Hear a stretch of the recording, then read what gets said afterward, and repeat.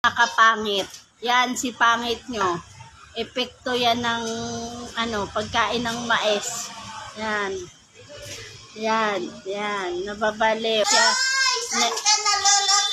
Nagkaroon siya ng kulugo sa singit. Yan, may kulugo yan sa singit. Yan.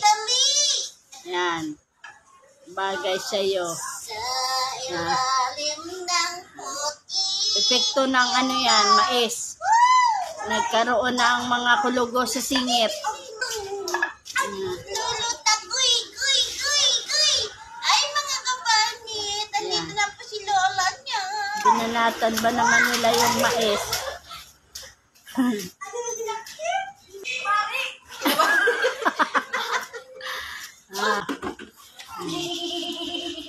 Tago daw, tago. Nagbabarilan. Boo! Patay! Boo! Tago kayo. Bang! Bang! Bagay. Yan, ang epekto yan. Epekto yan ng tuli. Bagong tuli kasi kaya iniipit niya.